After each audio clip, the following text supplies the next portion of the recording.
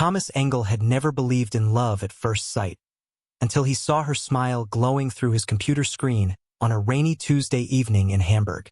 At 52, Thomas lived what most would politely call a comfortable life. He ran a successful accounting firm, drove a dependable Mercedes, and owned a spacious apartment overlooking the Alster. But comfort, he had learned, was not the same as happiness. 3 years had passed since his divorce from Claudia, and the silence in his apartment had grown heavier with each passing month. You should try online dating, his colleague Andreas had suggested over lunch one afternoon. Everyone does it now. What have you got to lose? Thomas resisted at first. The thought of presenting himself like a product on a digital shelf felt humiliating. But loneliness has a way of wearing down even the proudest defenses. And so, on that rainy Tuesday in October 2023, he finally created a profile on an international dating site promising connections across borders and cultures. He uploaded a recent photo from his nephew's wedding. He looked respectable in his navy suit and added a modest bio. Successful businessman seeking genuine connection. Love classical music, good conversation, and Mediterranean culture. What Thomas didn't know was that hundreds of miles away in Cairo, his profile had already been flagged by an algorithm designed for a far different purpose. Within 48 hours, a message appeared in his inbox. Your smile reminds me of kindness itself. I am Amira. Her profile displayed a stunning woman with warm, dark eyes, smiling beside the pyramids. Age, 34. Occupation, tour guide. Interests, history, languages, meeting people from different cultures. Her bio read, dreaming of a life partner who values family and loyalty above all else. Thomas felt his pulse quicken. Yes, she was beautiful. But beyond that, something in her expression radiated sincerity, an authenticity he hadn't realized he'd been starving for. Thank you for your kind words, he typed carefully. Tell me about life in Cairo. I've always been fascinated by Egyptian history. What followed was a correspondence that slowly took over Thomas's life for the next 3 months. Amira wrote long, detailed messages about her world, how she lost her father when she was young, how she cared for her elderly mother and younger brother, and how she worked tirelessly as a tour guide while dreaming of a better future. She asked thoughtful questions about his work, his family, his aspirations. She sent photos of herself at famous Cairo landmarks, always looking warm, bright, and approachable.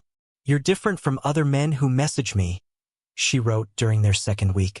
Most want something quick, but you take your time to know someone. That's rare and precious. Thomas began checking his messages obsessively, in between client meetings, during dinner, even late at night.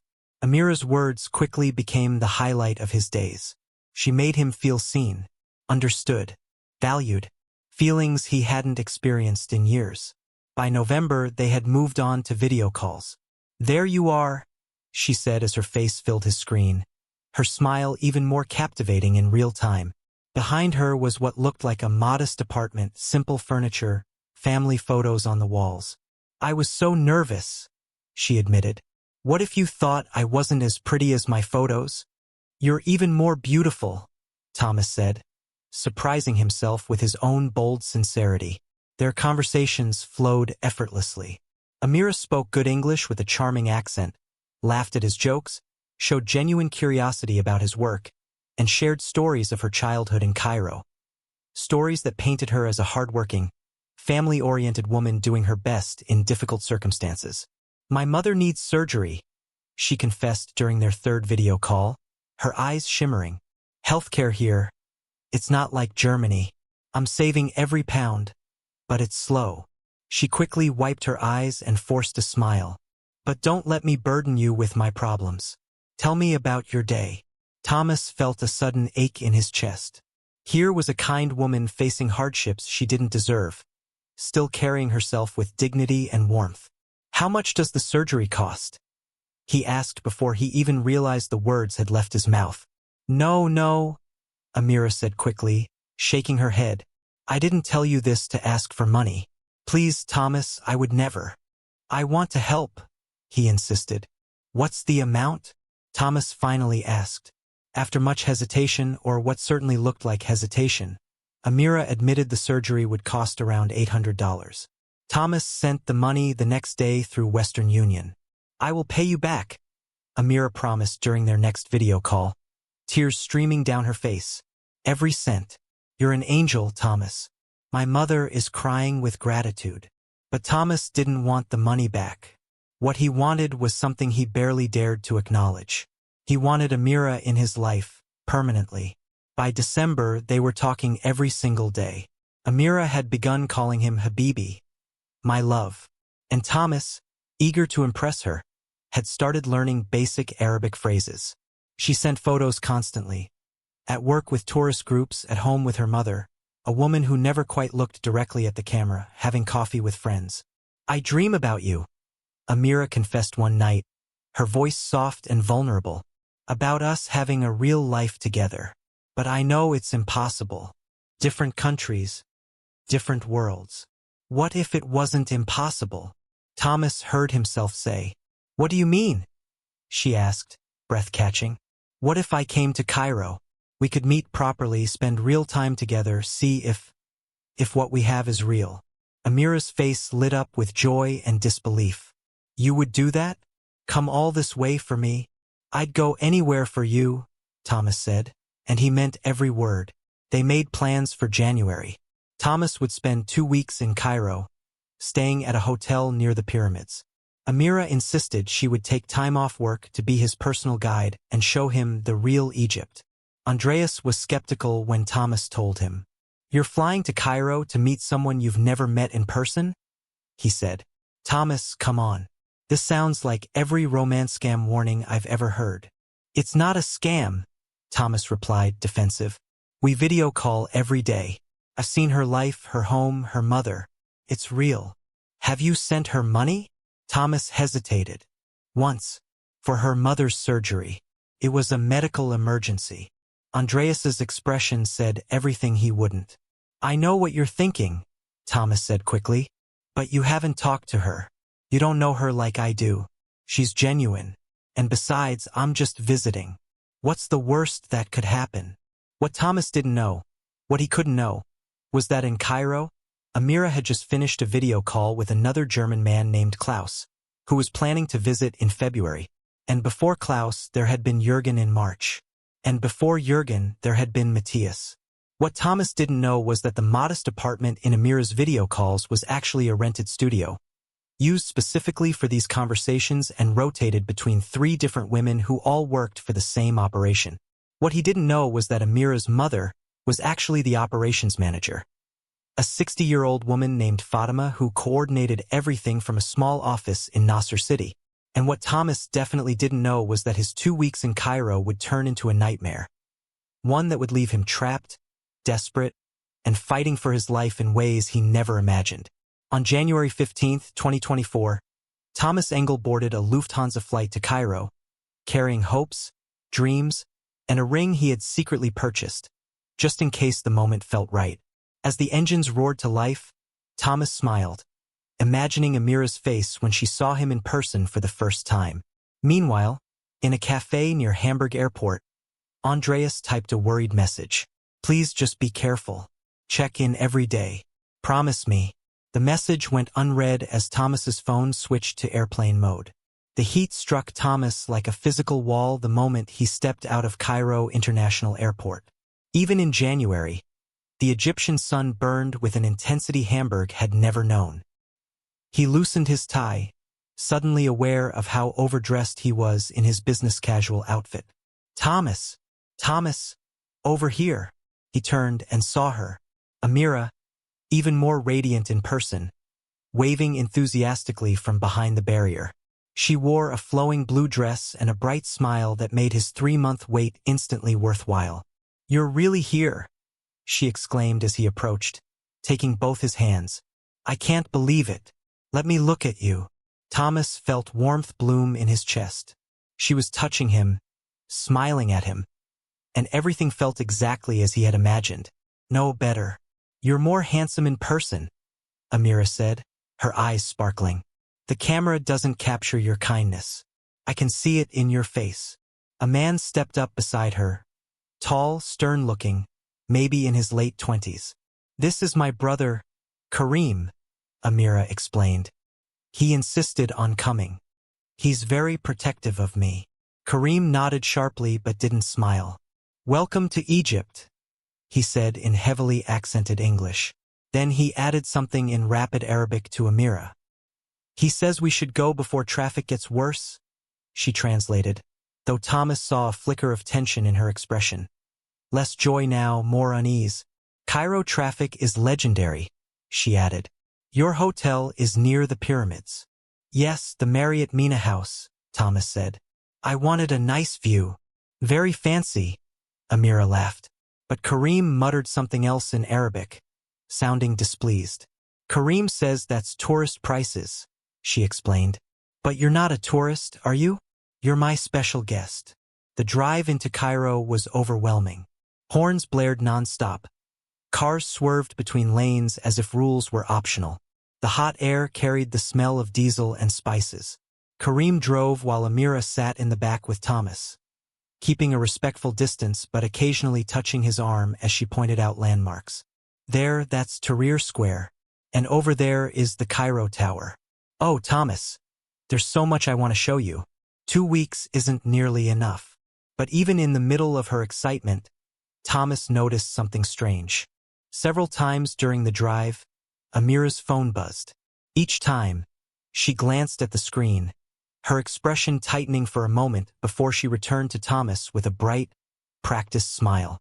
When he accidentally caught a glimpse of her display once, he saw a message in Arabic, but she quickly tilted the phone away. "Sorry," she said lightly. "Work messages. They don't understand I'm taking time off for you." They reached the Marriott just before sunset. The hotel was breathtaking. Lush gardens, elegant architecture, and the pyramids rising in the distance exactly the way Thomas had imagined. "This is beautiful," Amira breathed as they stepped into the lobby. "Like a palace." Kareem said something sharply in Arabic, his tone urgent. Amira's expression faltered. "What's wrong?" Thomas asked. "It's my mother," Amira said, her voice trembling. "Kareem says she's having complications from the surgery.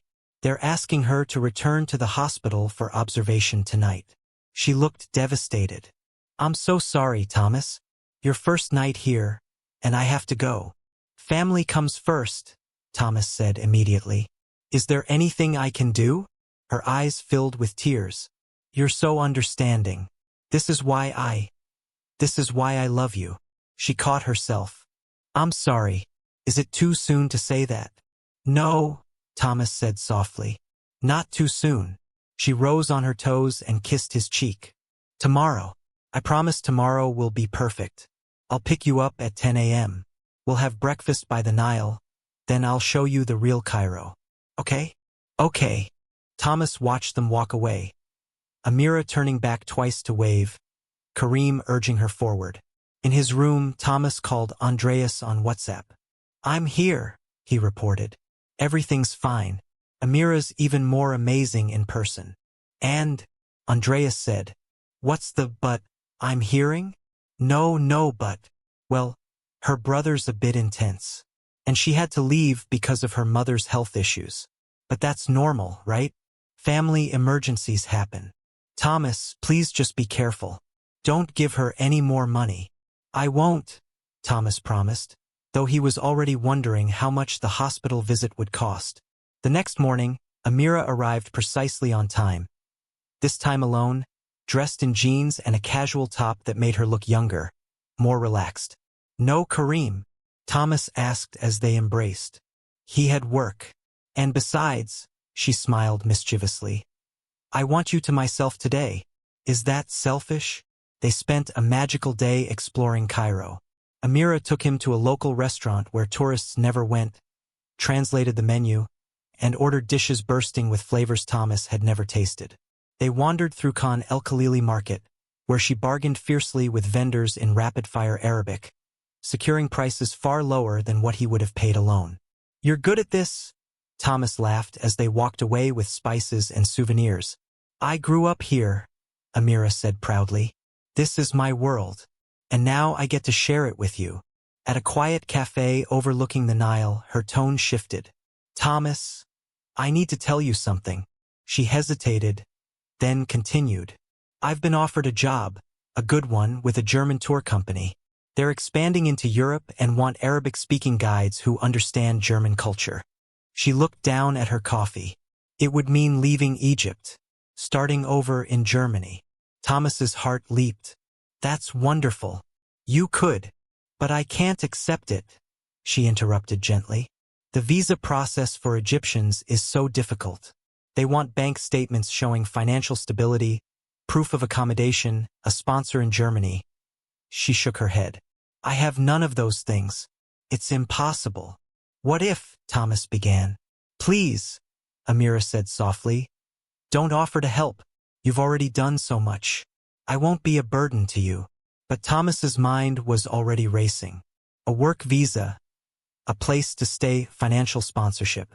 He could provide all of that. They could build a real life together without distance, without screens. That evening, back at the hotel, Thomas researched Germany's visa requirements for Egyptian citizens. Complicated, yes, but not impossible. He would need documents, financial guarantees, a formal invitation. His phone rang.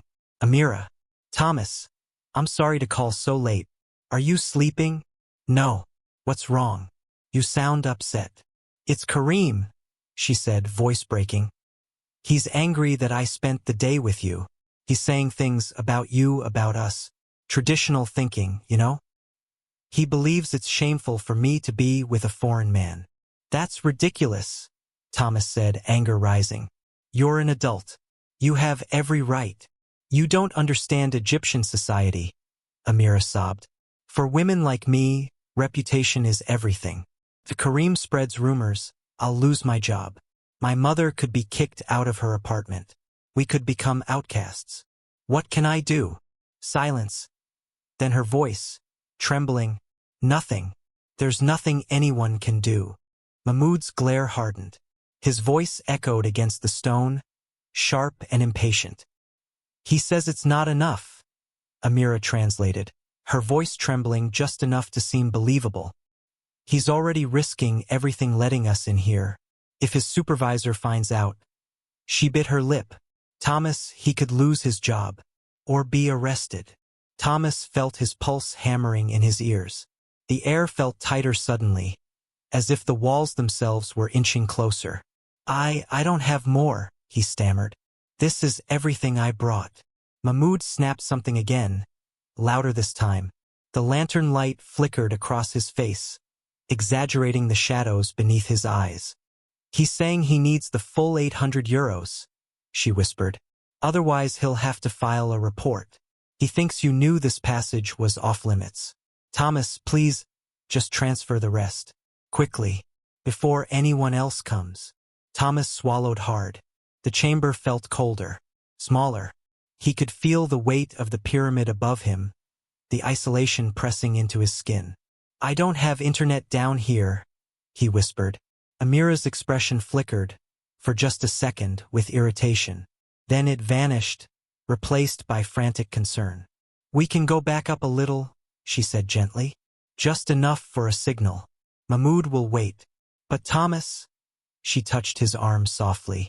Please don't make this worse than it has to be. He nodded, dizzy with dread. They retraced their steps through the narrow corridor. The flashlight beam wavered over the ancient walls as the silence thickened around them. Halfway up the passage, a faint signal bar appeared on his phone. Here, Amira urged. Just send the rest 150 euros. Then everything will be fine. Thomas opened his banking app, his thumb shaking. 150 euros. He hit send. A moment later, her phone buzzed. Amira's face softened into relief. She brushed her fingers against his cheek. Thank you. You just saved all of us. For a moment, Thomas let himself breathe again. They returned to the chamber.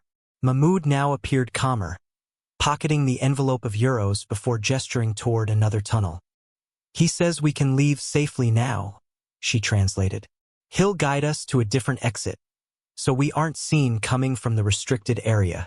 Thomas nodded, eager to be out. But as they followed Mahmoud deeper into the stone corridors, something gnawed at him. They weren't heading upward. They were descending again. The air grew colder, the scent mustier. "This doesn't feel like the way we came," Thomas whispered. Amira didn't answer. Her expression had changed. The softness gone. The warmth replaced by something unreadable. Mahmoud stopped beside another chamber. This one darker, the lantern light struggling to reach its far corners. He murmured something quickly. Amira turned to Thomas.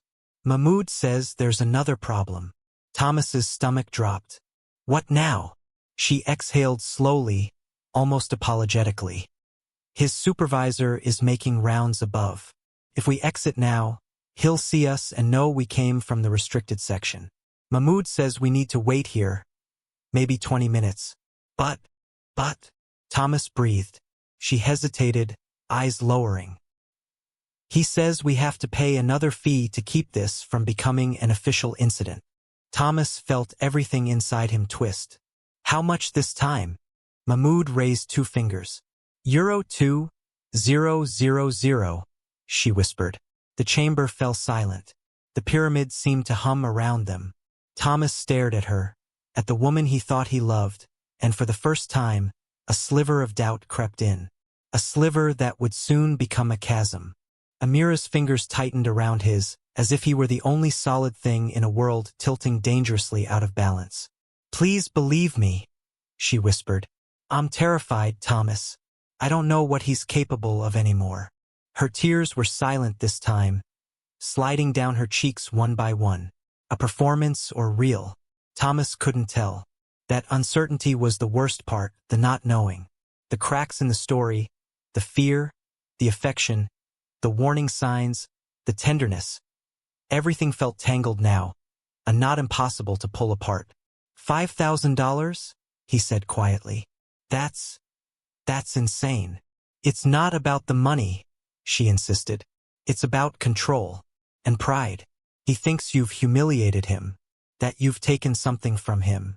If he lets this go without payment, he loses face with his friends." She swallowed hard. "These people aren't like you and me." Thomas leaned back, trying to breathe, but the air felt thick, the scent of shisha smoke burning at the back of his throat. His mind spun. Everything Andreas warned him about. Everything he didn't want to see. And yet, here he was. "You should go to the police," he said softly, though even he didn't sound convinced. Amira shook her head violently. "You don't understand. Some of Karim's friends are police, or connected to them. If I report him, they'll blame me, or they'll say we planned this together. Thomas," she lowered her voice, "we're foreigners here. We don't have any power." A chill ran through him. She kept saying we, as if they were still on the same side. "What do you want me to do?" he asked at last. Amira hesitated, and in that hesitation, he saw it again, the flash of calculation behind her fear. It was quick, almost invisible. Almost. "I don't want you to do anything," she said finally, voice trembling. "But if you don't give Karim the money, I'm afraid he'll come after both of us." Thomas rubbed his hands over his face. "This is a shakedown, Amira. You know that, right?" Her breath hitched. "I know how it looks," she whispered. "But I swear on my mother's life, Thomas, I had no idea he would react this way. On her mother's life. A mother she once said was dying. Then stable. Then in surgery. Then healthy enough to cook dinner." The inconsistencies flickered like faulty neon lights. "I can't just hand over $5,000, he said quietly. "I won't." She stared at him wide-eyed. "Then you need to leave Cairo. Tonight." His heart stopped. "What?" "They know your hotel," she said, her voice barely audible. "Karim showed me. He took a picture of the entrance. Thomas, if you don't pay, they're going to go there looking for you." She shook her head frantically. "I'm begging you, don't go back. Not tonight." Thomas felt the world tilt. He looked around the busy cafe again. The chatter, the clinking cups, the laughing couples, and for the first time he wondered if danger was hiding in plain sight. "How do I know?" he whispered. "That you're not part of this?" Amira's face broke. "Completely. Utterly. Perfect fracture. Thomas? She exhaled shakily, as if the accusation itself had pierced her chest. After everything we've shared, after everything I told you, you think I would ever do that to you? Her shoulders trembled. I came here tonight because I want to protect you, even if it means losing you. He opened his mouth to respond, to apologize, to argue he didn't know, but she cut him off with a desperate whisper. Just promise me you won't go back to the hotel. Please. If you don't want to trust me, fine. But trust your instincts. Something is coming. She reached into her bag and slid a small piece of paper across the table. An address. A safe place, she said. A guest house owned by a friend. Kareem doesn't know it. Stay there tonight. Please. Just for one night. Thomas looked down at the paper, then at her, then at the door of the cafe where two men were lingering, watching, or maybe just smoking. Hard to tell. Too hard. His hands shook, and somewhere deep inside, the battle between logic and longing continued, brutal, endless, unresolved. Nadia nodded slowly, shame dragging her gaze toward the floor. That wasn't supposed to happen, she whispered. The threats, the room number, that was Hassan. He went too far. We're never supposed to make it violent. Fear, yes. Pressure, yes. But not violence. Not real danger. I swear I didn't know he'd do that. Thomas stared at her, the lobby noise fading into a distant hum. Why tell me now? He asked. Why confess when you could have kept playing the part? She let out a hollow laugh. Because you changed the script. Her voice trembled. Most men send the money and disappear, or they keep giving and giving until we cut them off. But you, she swallowed. You worried about me. You tried to protect me. You asked if I was safe. No one's done that before. For a moment, the mask slipped completely. She wasn't Amira. Wasn't even Nadia the scammer. Just a tired woman trapped inside her own machinery of lies. I didn't come to ask for more money, she said quietly. I came to tell you to leave tonight. Don't wait until morning. Thomas felt a chill. Why?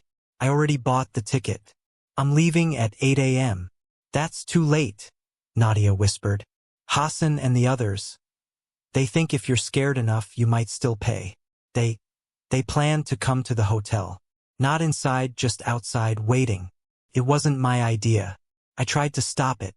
Thomas's mouth went dry. Are they watching now? No, she said quickly. I came alone, and I told them you blocked me, that you checked out. But once they realize you haven't left yet, a soft beeping interrupted her. Thomas glanced up. The elevator doors opened. Two men stepped out.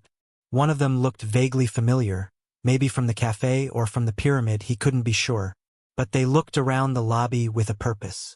Nadia's face drained of color. Thomas, she whispered urgently, never breaking eye contact with the two men.